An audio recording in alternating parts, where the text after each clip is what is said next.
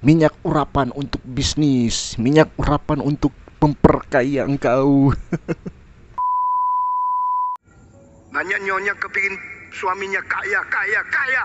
Makin kaya makin aman, makin kaya makin secure. Saya berkata, zaman ini banyak gadis bukan nikah sama suami, nikah sama jaminan kekayaannya. Kalau yang miskin datang ditolak, yang kaya datang diterima. Mau apa kamu? Sampai berapa baru cukup? Manusia rusak karena serakah. Manusia hancur karena tamak. Banyak orang pada waktu miskin sama-sama makan kue sebaru-sebaru, semua damai. Sudah pesta pora, mulai berhantam. Waktu masih miskin semua berdoa, berbakti kepada Tuhan. Sudah kaya, beli pedang saling membunuh. Jangan kilap, makin banyak uang makin besar bahagia. Saudara-saudara, yang mengerti puas, itulah orang yang sungguh-sungguh bahagia. Pendeta Seventong bilang bahwa banyak perempuan-perempuan sekarang suka terima yang kaya-kaya, yang miskin ditolak. Tapi perempuan juga bilang, "Lu masa mau terima yang miskin, terus kita mau makan apa?"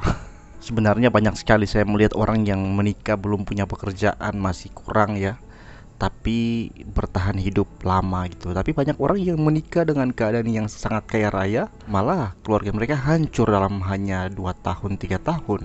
Memang banyak ya perempuan yang sudah lebih mengutamakan uangnya daripada hati, tanggung jawab, cinta dari laki-laki ini.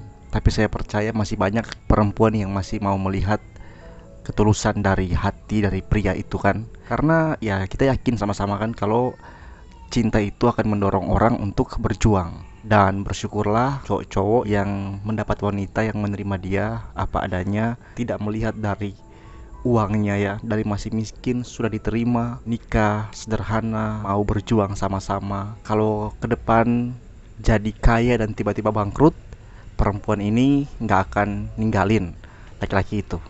Tapi kalau perempuan hanya terima kamu karena kamu kaya raya, sangat besar kemungkinan saudara bahwa dia akan ninggalin kamu ketika kamu berada dalam keadaan ekonomi sulit. Atau bisa jadi dia tinggalin kamu karena ketika dia menemukan yang lebih kaya lagi, yang lebih menjamin lagi, yang lebih bisa memberikan apa yang dia mau. Dan ingat, perempuan-perempuan yang cinta harta ini, mereka gak akan pernah puas. Maka penting sekali untuk mencari perempuan yang takut akan Tuhan. Itu penting sekali. Karena dengan belajar firman Tuhan, mereka akan menjadi pribadi yang tahu bagaimana untuk hidup dalam perjuangan pernikahan yang tidak mementingkan harta duniawi. Tapi ya dari video ini juga memang agak menyakitkan bagi orang-orang yang gila harta, tapi cukup menghibur bagi orang-orang yang hidup sulit dalam keuangan. Satu hal yang saya pelajari dari khotbah Pak Tong ini adalah kekayaan tidak membuat hidup menjadi lebih baik secara rohani. Banyak orang bergumul dengan kehidupannya karena ingin memiliki banyak hal, merasa ini itu masih kurang. Tapi berapa banyak orang yang bergumul karena perilaku hidup yang baik masih kurang dari dirinya. Masih kurang berdoa, kurang belajar firman Tuhan, kurang beribadah, kurang hormat orang tua, kurang memberi kepada sesama, kurang setia, kurang peduli, kurang kudus, ya. Dan masih banyak lagi hal-hal yang masih kurang, yang sebenarnya itulah harusnya yang paling utama manusia gumuli ketimbang harta benda atau status jabatan yang masih kurang. Kita semua boleh belajar untuk memulai pergumulan kita, ya apa yang kita gumuli di dalam Tuhan, bukan apa yang masih kurang dalam kepemilikan hidup kita, bukan apa yang masih kurang dari fasilitas kita, tapi mulai menggumuli apa yang kurang dari hati kita di hadapan Tuhan.